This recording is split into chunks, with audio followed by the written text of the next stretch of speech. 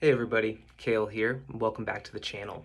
Today we have a 4-card spread for you. And our first card that's anchoring our reading is the Turtle and Coriander.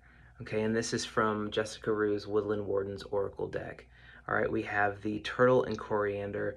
This is the card of satisfaction. And when I was shuffling, or when I finished shuffling, I heard to pull the 6th card. And 6s are harmony. Okay, and so we're anchoring into an intention here around what's going to bring about a greater experience of harmony in your life. And we're going to get more specific around that from this card. Okay, so I'm going to read what Jessica wrote in the guidebook. The turtle and coriander calls us to be satisfied with what we have been given or what we have achieved. It invites a moment of rest and reflection. Perhaps due to Aesop's fable, The Tortoise and the Hare, turtles are symbols of patience and good health. In this folktale, the slow but determined tortoise wins its race against the speedy but distracted rabbit. The turtle triumphs by pacing himself, illustrating the adage, slow and steady wins the race. Similarly, in the Victorian language of flowers, coriander indicates concealed worth, reminding us that things may not always be as they appear. In other words, a dedicated tortoise who puts in the work can achieve just as much as, if not more than, the swiftest rabbit. And in upright, Jessica writes, this means slow down and enjoy the journey, avoid rushing toward your goals for the sake of winning, arrive in your own time. And that last one really stuck out to me, the arrive in your own time. And one of the questions that she offers for reflection is, am I rushing things or honoring my own pace? All right, and that to me seemed to be the kind of flashing lights focal point was, am I rushing things or honoring my own pace?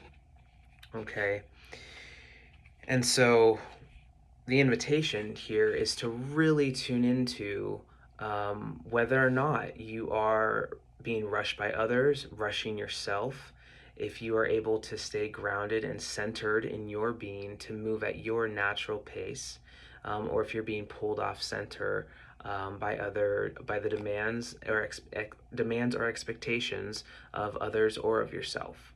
Okay, so tuning into that, we're going to go a little bit deeper with that. Okay. And so the next card, as I was shuffling, that I heard was to pull the 4th card, okay?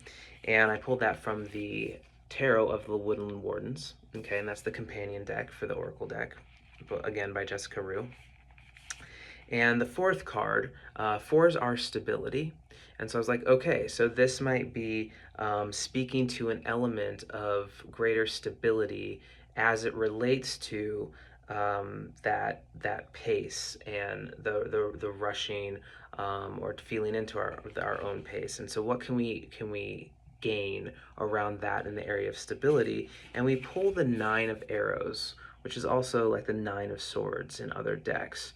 Okay, we pull the 9 of arrows, and 9s are completion, and arrows or swords are going to be a mental structure, thoughts, logic, truth, conflict, perception, perspective, interpretation of reality. So we have the completion here of a particular type of perspective or a particular type of perception. All right, and that completion is going to bring about stability. So whether this is getting rid of a former way of thinking, perceiving, or understanding, or if it's like anchoring into a new way of thinking, perceiving, or understanding, it's going to help bring a bit of stability. And so the key things that jump out to me with what Jessica wrote was this. She said, dealing with stress, loss, problems, and racing thoughts can cause mental and physical distress. There is hope, however. Just as moths seek out the light, you can search for the glimmers in dark times. Morning will come, and it may bring enlightenment. The roses on the moth's blanket indicate that she is loved and can move past this period of trauma and worry. And then in upright, she writes, stress and anxiety are disturbing your sleep, taking a toll on your health. This struggle will pass, and channel your inner moth and keep moving toward the light. And to me, what stood out the most, or as the most like stabilizing element of that, was the notion of the morning, of the morning will come, of the sunrise, of remembering that at a certain point there is an end, right? Like no matter how dark the night, the sun will rise. And so recognizing that if this moment right now is the dark night, knowing in your core that the sun will rise, that is an inevitability. It is there. In fact, the sun is always shining, right? And it's merely just about the rotation of the earth, right? And so even that even that notion and that shift in perspective, what it could open up something for you, right?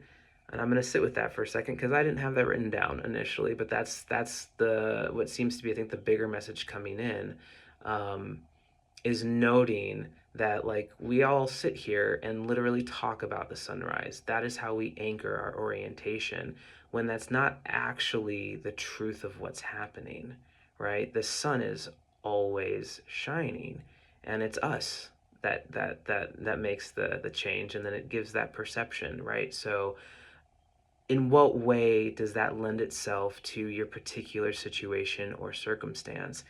In what way does that affect how you think about time, how you think about your pacing, how you think about just in general perception, your own and others? And does that invite you or give you a bit more permission to move at your own pace here and do things as you need to do them? Does it help you kind of reorient into this truth of like, okay, the sun is always shining, and it's just where my orientation is to it. And even if my orientation doesn't change, something greater than me is shifting and moving, and that sun, it comes up again. I don't stay in the dark forever. So whatever is in that for you, that is going to anchor in more stability at this time, stability of thought, which is going to affect the rest of your life. And just again, stability of a greater and longer and deeper experience of coherence and resonance and harmony. All right. So that's our 9 of arrows. The next card, I heard the number 8, okay? And 8s are movement. So I was thinking, okay, so what this card is going to speak to something around movement as it relates to that timing, as it relates to that pacing, and specifically then like and how that all of that relates to harmony. All right, and we pull the Ace of Arrows in reverse. I was a big fan of this, and it just hit 8 on my timer. That's amazing. Love that for us. Love that for us. Okay, so aces are going to be raw potential, okay? Raw potential, the beginning of a thing, everything that, all possibilities that are contained, all right? And then again, we've got arrows, which are swords. That's that mental structure, thoughts, logic, truth, conflict, perception, perspective, and interpretation of reality. So we have this raw potential of perceptions of reality. Like, wow, how much possibility is there in that, okay? How much possibility is there in that? And so this is also the truth breaking through confusion, all right? And which is suggesting that what like some element right now is a bit distorted. There's something that's in distortion and a perspective that's distorted, all right? And so this is the truth breaking through the distortion, the truth breaking through the confusion. It's clarity, okay? It's the power of naming reality precisely, all right? Just like what we spoke about, like what is the actual reality of the sun and the sunrise, right? Like what is really going on there? And that it's speaking to this situation as well, like what is really going on here. Okay, and what came through for me as a key element of this is this notion that like the way that you're looking at things, the way that you're perceiving things, can really affect how you move, the movement that you make, the action that you take, whether or not you feel a sense of like resurgence or hope or inspiration again, or if it's just dull and flat and it's not there. Okay, and to be clear, this isn't about like toxic reframing, not at all. That certainly exists.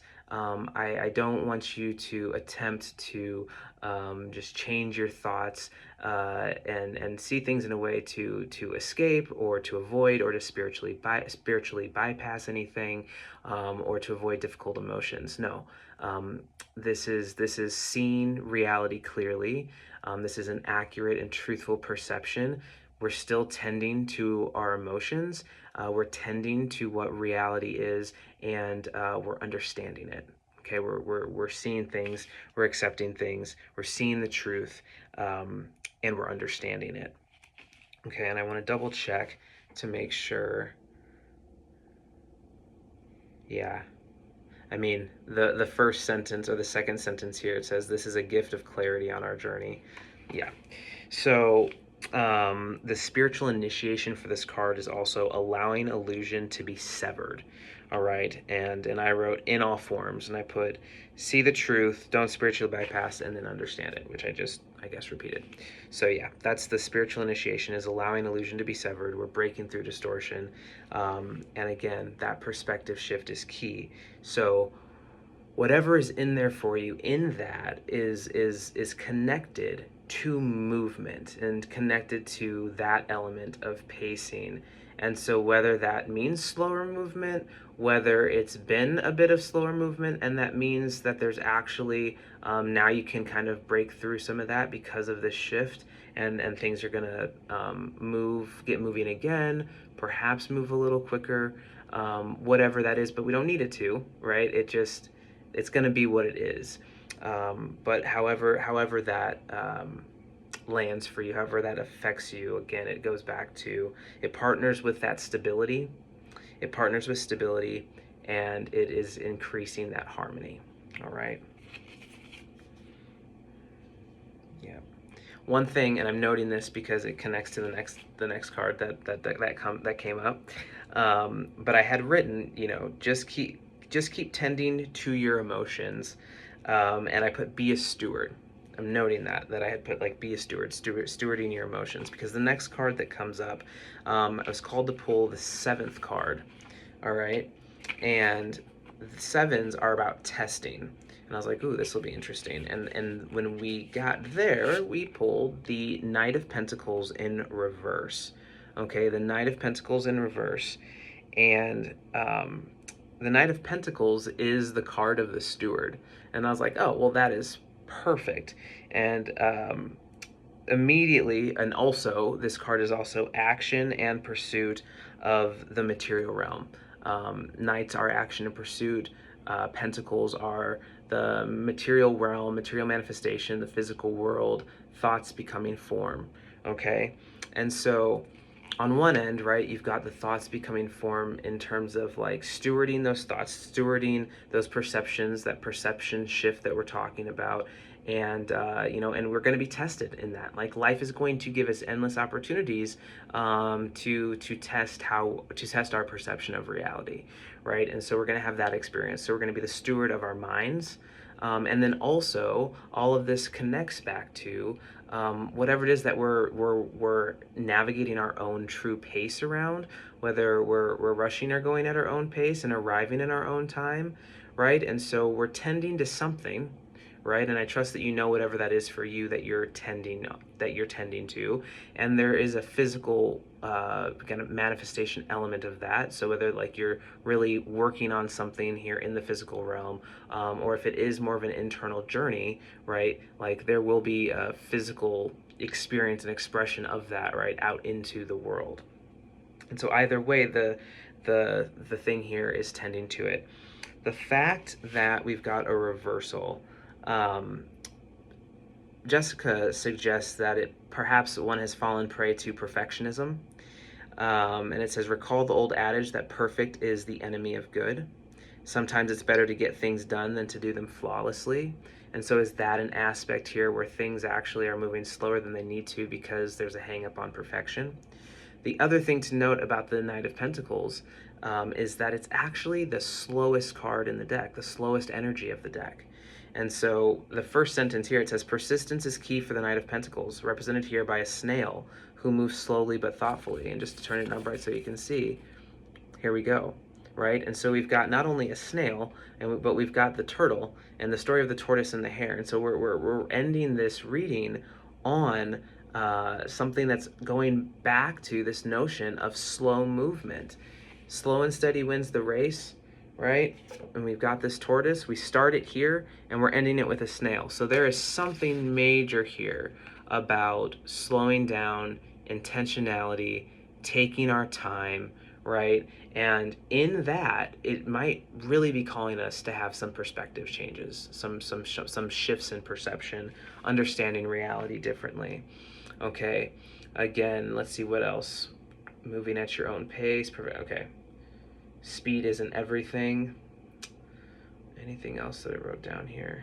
I don't think so. That really, I'm going to double check the guidebook, but I've already talked about those other things. One aspect of it in upright actually says, move at your own pace, but keep putting in the effort. It may take a while, but you'll arrive at your destination when the time is right. Okay. It says, when this card is pulled, recall that speed isn't everything. Rather, by taking your time to assess the situation, you'll be ready to handle it with ease. And if I'm not mistaken, I think it was in the turtle and coriander aspect that it actually said, slow and steady wins the race, but standing still gets you nowhere. And so we're still moving, but we are really being intentional about it. We're really going at our own pace. We're staying centered. We're detecting where have we felt inner discord, where have we felt a lack of peace or a lack of harmony, and we're tending to that, giving ourselves full permission, shifting elements of how we're thinking about things that align with the truth of what's happening. And we're still tending to our difficult emotions along the way. We're not bypassing the experience. We're just taking a step back and really assessing and looking at what our true context and orientation is for where we are in our journey in this time-space reality, at this exact moment, at this cosmic blueprint of where you find yourself in your journey. Okay, so that's what I have for you here, and I'm wishing everybody just goodness and wellness and luck with whatever they're navigating, listening to yourself, tuning in, slowing down, really listening to your heart, and getting into your breath, getting into your body. So I know it's not always easy, and this is what we're here for. So until then, I hope everyone stays well, stays blessed, and I will see you in the next one.